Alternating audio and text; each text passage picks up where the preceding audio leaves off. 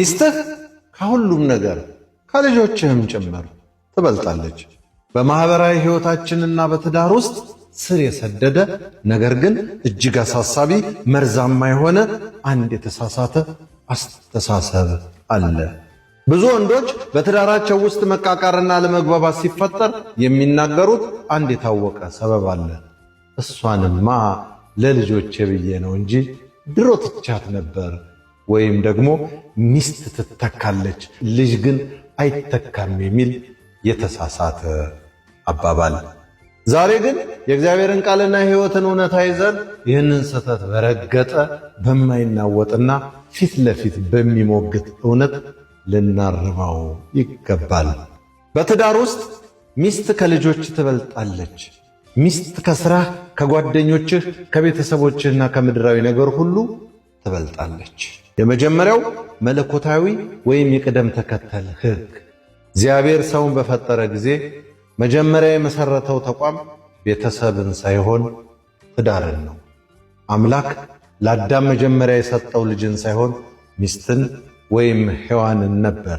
ስለዚህ ሰው አባቱና እናቱን ይተዋል፣ ከሚስቱም ጋር ይተባበራል፣ ሁለቱም አንድ ሥጋ ይሆናሉ። ዘፍጥረት 2:24 ላይ ተጽፏል። ይህ መለኮታዊ ሕግ ነው። መጽሐፍ ቅዱስ ከሚስቱ ጋር አንድ ሥጋ ይሆናል ይላል እንጂ ከልጆቹ ጋር አንድ ሥጋ ይሆናል አይልም። ልጅህ አንተ ዘር ነው እንጂ ያንተ አካል አይደለም። ሚስትህ ግን የአካልህ ክፋይ፣ የሕይወትህ አጋርና የነፍስህ ግማሽ ናት። የገዛ አካሉን እየበደለ የገዛ አካሉን ዝቅ አድርጎ ለልጅ የሚያስቀድም ሰው የእግዚአብሔርን የፍጥረት ሥርዓት እያፈረሰ ነው። መሠረቱን ንቃ ፍሬውን ልውደድ ማለት ፍጹም ስህተት ነው ወዳጅ። ልጆች ጊዜያዊ እንግዶች ናቸው። ሚስት ግን ቋሚ አካል ናት። ልጆች እግዚአብሔር ለእኛ የሰጠን የቤት ባለቤቶች ሳይሆኑ እኛ ዘንድ ባደራ የተቀመጡ የተከበሩ እንግዶች ናቸው። ልጆችህ በቤት ውስጥ የሚኖሩት ቢበዛ ለ20 ወይም ለ25 ዓመታት ብቻ ነው። ከዚያ በኋላ ያድጋሉ፣ ይማራሉ፣ የራሳቸውን ሕይወትና ትዳር መስርተው ያንተን ቤት ጥለው ይሄዳሉ። ይህ የፍጥረት ሕግ ነው። በመጨረሻ ሁሉም ጥለው ሲወጣ ቤት ውስጥ አብሮህ የሚቀረው ማን ነው? ዛሬ የምትንቃት ላንተ ስል ነው የምኖረው እያልክ በልጆች ፊት የምታሳቅቃት ሚስትህ ብቻ ናት። ልጆችህን ማምለክ ውስጥ የገባ አባት መጨረሻው ብቸኝነትና ጸጸት ነው። ልጆች ነገ የራሳቸውን ሕይወት ይዘው ሲበሩ በእጅህ ላይ የሚቀረው ዛሬ በፍቅር የገነባኸው የትዳር አጋርህ ሕይወት ብቻ ነው። ለልጆችህ የምትሰጠው ታላቅ ነገር ሚስትህን ማስበለጥ ነው። ብዙ አባቶች ለልጆችህ ስል ሁሉን ታገሳለሁ ይላሉ። ነገር ግን ሚስትህን ሳትወድ ሳታከብርና ሳታስበልጥ ለልጆችህ የምትሰጠው ምንም አይነት ሰላም የለም። ልጆች በቤት ውስጥ የሚፈልጉት ውድ ልብስና ምግብ ብቻ አይደለም። ልጆች አባታቸው እናታቸውን በክብርና በፍቅር ሲይዛት፣ ሲያቅፋትና ሲያስበልጣት ማየት ይፈልጋሉ። ይህንን ሲያዩ ነው በውስጣቸው ፍጹም ደህንነትና ስለ ልቦናዊ ሙሉነት የሚሰማቸው።